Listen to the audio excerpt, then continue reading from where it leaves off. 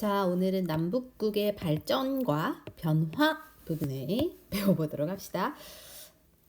자, 일단 삼국이 통일을 했고요. 그 이후에 어떤 모습으로 사회생활이 되고 있는지 배워봅시다. 일단은 첫 번째가 신라 왕권이 강해지고 통치 제도가 정비됐대요. 그러니까 통일된 이후에 신라가 왕권을 어떻게 강화해 갔으며 또 어떻게 통치를 했는지 그 제도에 대한 부분이에요. 자, 강력한 왕권이 확립됐대.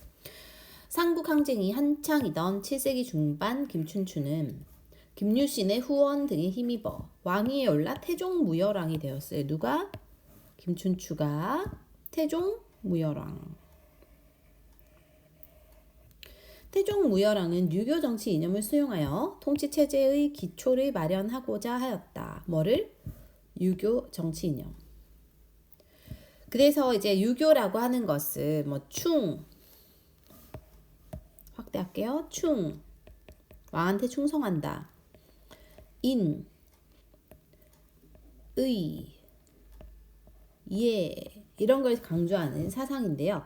이 유교 정치 이념을 수용했다는 것은 어쨌든 왕한테 충성하게끔 만드는 데 효과적이었기 때문에 굉장히 이제부터는 계속 유교 정치 이념이 나올 거야.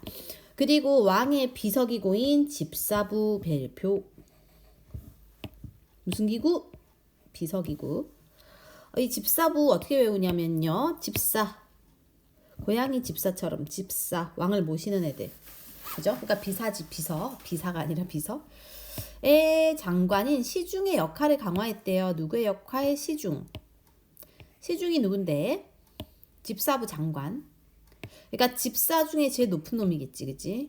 강화하고 귀족회의 기능을 축소하여 귀족회의 기능을 축소해서 상대 등의 권한도 약화시켰대요. 자, 귀족회의의 대표가 상대 등이에요. 오케이? 집사부 대표가 뭐? 시중. 그러니까 시중의 역할이 강화됐다는 거는 왕권이 강화된 거야. 그죠? 그 다음 디르리움 문무왕. 삼국 통일을 달성하고 뭘? 삼국 통일을 했대요. 그리고 나당 전쟁 때 친당적인 친당 뭐라고? 당나라하고 친하게 지내려고 했던 그러니까 친중국인들 그런 진골 귀족을 쫓아냈어요. 통일 이후 궁궐을 확장하고 월지는 경주에 너희가 놀러 가면은 굉장히 유명한 건축물이 있어요. 그래서 그 궁궐 앞에 뭐 연못 같은 거 있고 예쁜 곳이야. 아무튼 그것을 건설하는 등 왕의 위엄을 과시하였다. 그 다음에 신문왕은 제일 중요한 사람입니다. 별표 한 개 많아요. 신문왕은 영모를 꾀한 장인. 와, 장인이 장난 아닌데 그치? 김흠도를 숙청하고 죽였다는 거예요. 왕권에 도전했던 진골귀족을 제압한 뒤 통치 제도를 개혁해서 왕권을 더욱 강화했어요. 그래서 이때는 여러 가지 제도라든지 왕권이라든지 이런 게 다 만들어지고 강해졌던 시대예요. 자, 동궁과 월지라고 이렇게 되게 예쁜 연못이야. 그래서 굉장히 예뻐요. 밤에 가면 불 켜져 있고 막 그래. 그 다음에 이제 앞으로 갈게요. 봐봐, 이제 아예 따로 챕터가 나와 있죠. 신문왕 해가지고 따로 챕터 나와 있을 정도로 굉장히 중요한 왕입니다. 볼게요. 신문왕은 관료는 뭘까? 일하는 애들. 새로 이 관료전을 지급했대요. 뭔가 너희가 한자를 배운 친구들은 관료전이라 하면 이게 밭전자라는 걸 알 수 있죠. 그러니까 관료들에게 주던 땅인 거야, 땅. 그러니까 그 당시에는요, 돈 대신에 땅을 줬거든요. 여기 볼까요? 관료전은 관리에게 준 토지로 해당 토지를 경작하는 농민에게 조세만 거둘 수 있었어요. 뭐만? 조세만 거둘 수 있었는데 노급이라는 게 있었는데 노급은 세금도 걷고 노동력도 증발할 수 있어. 뭐가 더 좋아? 얘가 더 좋죠. 누가 갖고 있으면 귀족이 갖고 있으면 얘가 더 좋은 거지. 그래서 왕권이 세지면 노급을 없앱니다. 혁파했다는 거, 없앴다. 그 녹봉 대신 봉급 줬다는 거야. 그래서 저러한 특권이 있는 땅을 주지 않고 그냥 일한 대가로만 땅을 주고 그다음 봉급 주고 이런 식으로 했다는 거죠. 또한 국립교육기관인 국학 뭐라고? 국립교육기관, 대학교. 나라에서 세운 학교. 그 세워 충과 효를 강조하는 유학사상을 보급하였다. 이를 통해 육두품 관료들이 행정 실무를 담당하고 국왕의 정치적 조언자로 왕권을 뒷받침했다. 뭐라고? 육두품 관료들이 왕권을 뒷받침하는 역할을 했대요. 그죠? 그 다음에 중앙 및 지방의 통치 제도도 새롭게 정비하였다. 중앙에는 10여 개의 관청을 줬대요. 지방은 구주로 나눴는데, 이거 조금 짚고 넘어갑시다. 지방은 구주로 나눴는데 3개씩, 고구려 땅 3개, 신라 땅 3개, 백제 3개씩 해서 민족 통합을 추구하였어요. 뭐라고? 자, 보세요. 여기 보면은 총 하나, 둘, 셋, 넷, 다섯, 여섯, 일곱, 여덟, 아홉 이렇게 있다는 거야.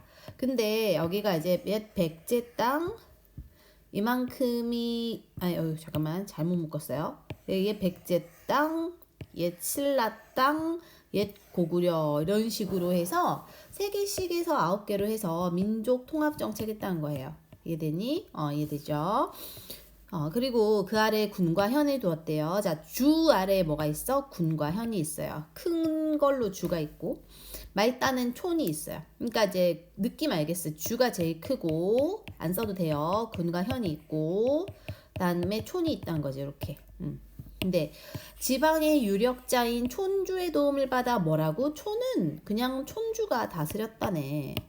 그러면 촌까지는 중앙에서 뭐가 파견되지 않았네. 그지? 또 수도 금성이 너무, 자 이거 중요합니다. 너무 국토의 동남쪽에 있었어요. 그래서 그거를 보완하기 위해서 지방의 중요한 도시의 5개에다가 오소경을 만들었어요. 자 보자. 그러면 오소경이 지금 여기 체크해보면 북원경, 서원경, 남원경, 금관경, 중원경 이렇게 있죠. 중원경 패스할 뻔했네. 그래서 이러한 중요한 도시들에다가 5개에다가 이게 설치했어. 왜 설치했어? 수도가 여기 금성이거든. 경주. 이게 너무 동남쪽에 있죠. 위치상 너무 남쪽에 있고 동쪽에 있잖아. 이렇게 나라가 큰데. 그래서 이걸 보완하기 위해서 5개의 오소경을 만들었다. 이거 목적과 그러니까 왜 만들었는지 설명할 수 있어야 됩니다. 다음 군사제도는 중앙의 구서당, 지방의 십정. 여기서 구서당 좀 짚고 갑시다. 구서당은 신라인, 백제인, 고구려인, 말갈인 다 섞여가지고 편성해서 민족통합. 그러면 민족통합책이 크게 2개 나와 있지 않아요? 그지? 다 뭘로 쓰여 있니? 그죠? 이렇게 좀 느낌 가지고요. 그 다음에 이제 지방의 십정도 지금 설명 잠깐 하고 넘어가면 지방의 십정도 우리 아까 여기 구주였죠. 그 주마다 지방군 하나씩을 배치를 해요. 이렇게 하나씩 배치를 하고 그 다음에 여기가 제일 크잖아. 그지? 여기다 하나를 더 추가해서 10개의 어떤 지방군이 배치가 돼서 십정이라고 합니다. 그 다음에 이제 신라의 촌락문서 굉장히 중요한 건데요. 일본의 쇼쇼인이라는 절에 보관된 소장이 되어 있어요. 신라 촌락문서는 현재 존재하는 가장 오래된 호구 조사 자료. 호구가 너희 그 호구 새끼 할 때 호구가 아니고요. 집 호자에 입 구자야. 그러니까 사람이 몇 명 사는지, 어디에 몇 명 살고 있으며 이런 거 조사하는 그런 거야. 서원경 근처에 4개 촌락에. 서원경 아까 어디였니 얘들아? 여기 보여요? 청주 여기 그래서 서원경 근처에 4개 촌락의 인구 증감을 3년마다 몇 년? 3년 몇 년? 3년 촌주는 촌민의 출생과 사망을 비롯해 이사할 때마다 전입과 전출을 무슨 말인지 알겠죠?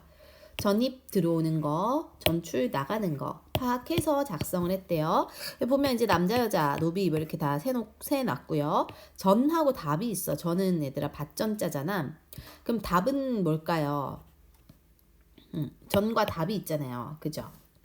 그래서 이게 밭과 논을 말해요. 그래서 논밭을 말하는 거고, 논과 밭. 이렇게 있고, 소하고 말도 몇 마리 있는지, 뽕과 잣과 가래나무 다가 어떻게 있는지 이런 거 다 셌다는 거야. 그래서 이렇게 생김새 이렇게 되어 있고요. 신라 촌락문서에는 인구 외에도 말과 소의 수, 토지의 넓이, 유실이라고 하면 이제 과일나무 같은 이런 거 몇 그루인지 기록되어 있다. 이를 세금 수치를 위해서 촌락문서가 작성되었다. 목적이야, 그죠? 촌락문서의 목적이 뭐라고? 세금을 수취하기 위해서. 그래서 그걸 통해서 지방 농민을 효과적으로 지배하는 거지. 누가 어디에 살고 있고 누가 어떻게 나갔고 이런 거 다 파악을 하면은 지배하기 훨씬 쉽잖아, 그죠? 달로 가자. 스스로 확인 문제 1. 삼국 통일을 달성하고 동궁과 월지를 건설한 왕 아까 누구였어요? 쌤이 중요하다 했던 왕이었죠. 누구? 그 신문왕 말고 그 위에 문무왕. 한국 통일은 문무왕이에요. 신문왕 그 아들이에요. 진골 귀족의 경제적 기반인 뭘 혁파? 노급을 혁파하고 대신에 봉급 줬다 그랬지. 그리고 관료전 줬다 그랬죠. 올라갈게요. 자, 그 다음 발해예요. 발해는 이제 대조영이가 세웠는데, 대조영 지난 시간에 선생님하고 설명했고, 그치? 그 다음에 대조영의 뒤를 이은 무왕은 인안이라는 독자적인 연호를 사용했대요. 동북 쪽에 여러 말갈족을 복속하여 영토를 넓혔다. 발해의 세력 확장의 위기를 느낀 흑수말갈이라는 민족이 당나라하고 손잡으려 했던 거야. 그러자 무왕은 이제 이렇게 하면 이제 우리 발해에 쳐들어올 것 같으니까 장문휴 장군을 시켜가지고 당나라 먼저 쳐라. 선제 공격한 거지, 그치? 그래서 우리는 대신 길 건너에 일본과의 친선 관계를 통해서 신라와 당을 동시에 견제했어요. 이해됐니? 다시 무왕 때는 뭘 했어? 첫 번째 연호를 썼고요. 그 다음에 땅을 넓혔는데 땅을 넓히니까 이제 얘네가 위기감을 느껴서 당나라하고 손잡으려고 하자 이제 우리가 깝치지 마 이래가지고 이제 당나라 쳐들어가고 그리고 길 건너 일본하고 잘 지내려고 했다 이거지. 그 다음에 문왕 때는 당나라와 우호 관계를 사이 좋게 지냈다. 문왕 때는 당의 문물을 적극적으로 받아들였다. 수도를 상경성으로 옮기고 통치 체제를 정비하여 왕권을 더욱 강화했다. 인 거죠. 다음 발해의 통치 제도는요. 당나라 거를 본따서 당나라 제도를 본떠서 삼성육부로 정비했어요. 뭐라고? 삼성육부. 그럼 성이 3개, 부가 6개 있나 봐. 그지? 그래서 이 그림 잠깐 볼게요. 옆으로 가서요. 자, 성이 3개 있지? 정당성, 선조성, 중대성 이렇게 성이 3개 있죠.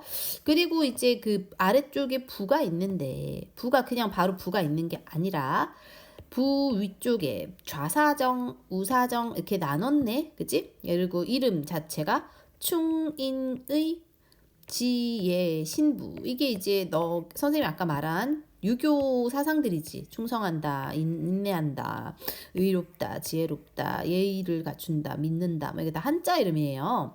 그래서 이런 게 좀 독특하다는 거야. 그러니까 중국 당나라 제도인 삼성육부는 본딴 게 맞아. 근데 그 운영에 있어서는 좀 독자적이었다. 어떻게 독자적이었냐? 첫 번째 육부 명칭의 유교 덕목을 반영했어요. 그죠? 이거 두 번째라고 해야 돼. 번호를 잘못 매겼네요.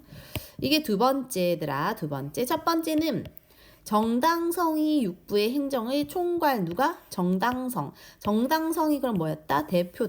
얘들아. 여기서 누가 대표다? 정당성. 얘가 대표고 그 다음에 아까 한 것처럼 육부 명칭의 유교 덕목을 반영했고 그죠?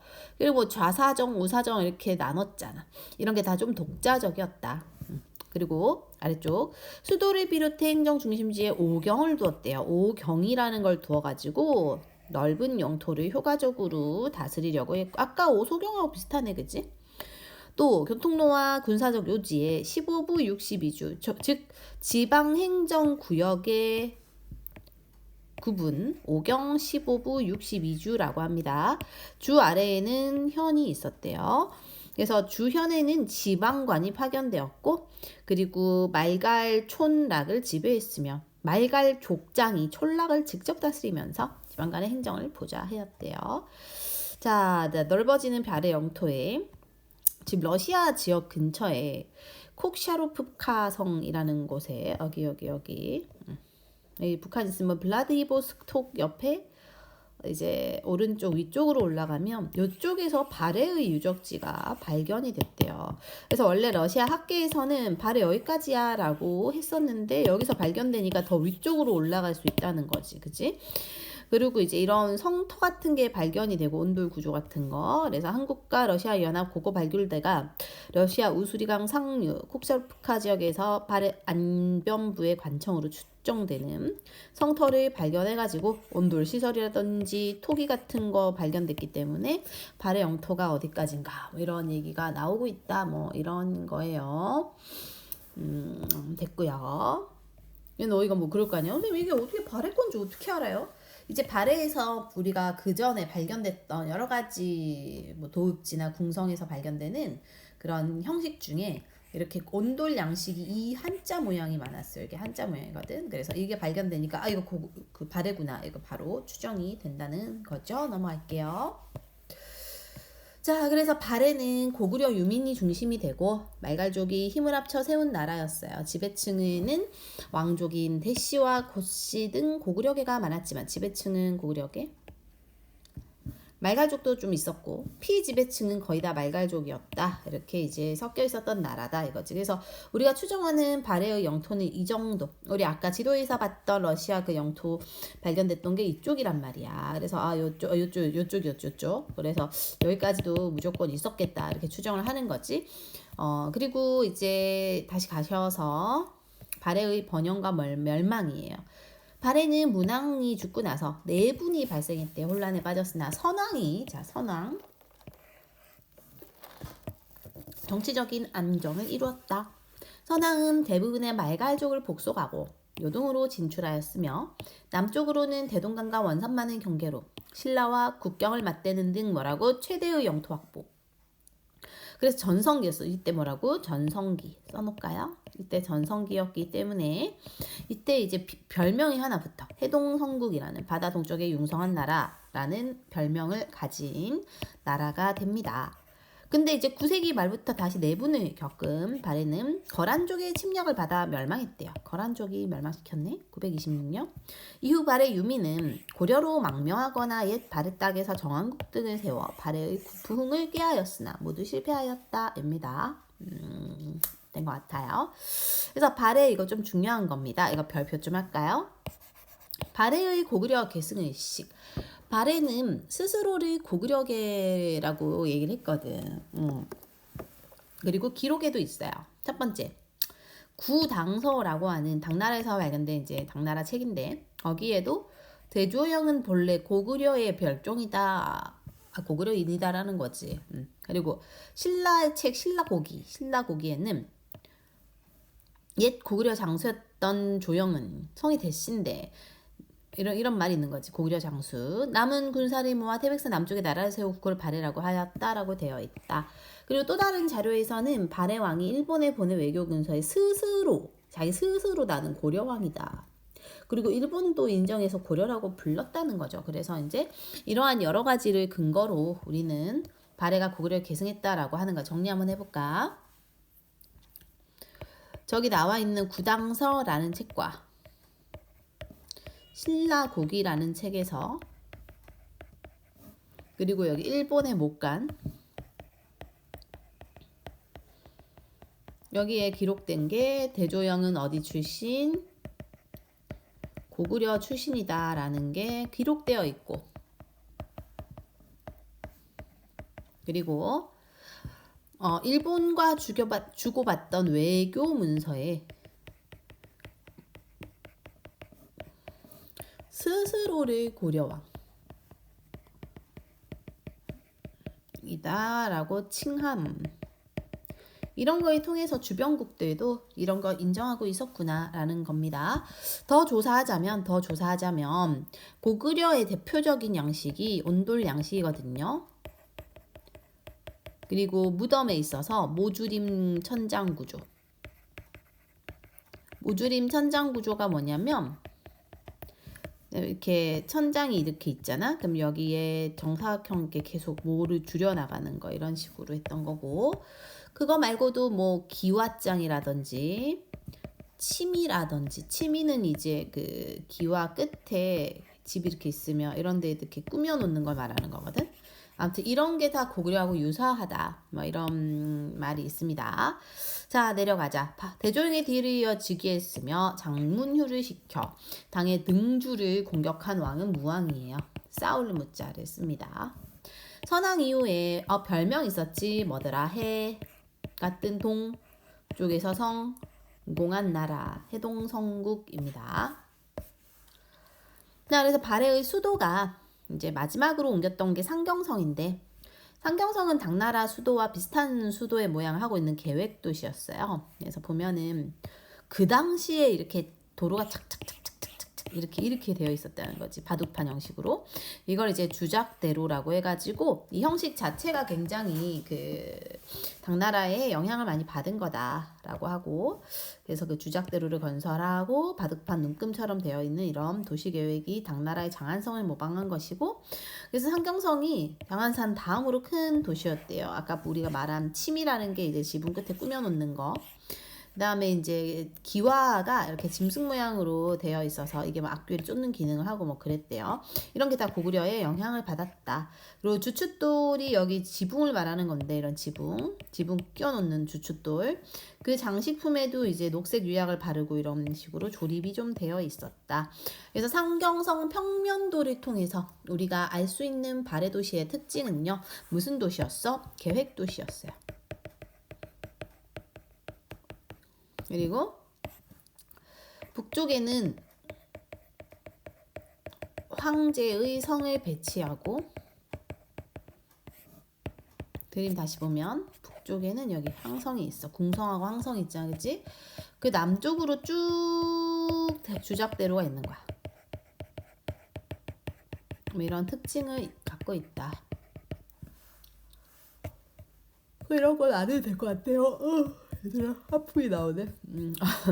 미안해요. 자, 이제 마지막 신라가 무너지고 후삼국이 일어나다. 자, 신라는 8세기 후반부터 연이은 자연재해로 재정이 어려워져서 왕권이 흔들리기 시작했다. 이때 어린 나이에 즉위한 해공왕 초딩이 초딩. 그래서 진골 귀족들의 반란으로 살해, 삼촌들이 막 죽이고 막. 그래서 150여 년 동안에 20여 명이나 왕이 바뀌어 한 7.5년밖에 못 살았다, 그지? 계속된 왕위 계승 분쟁으로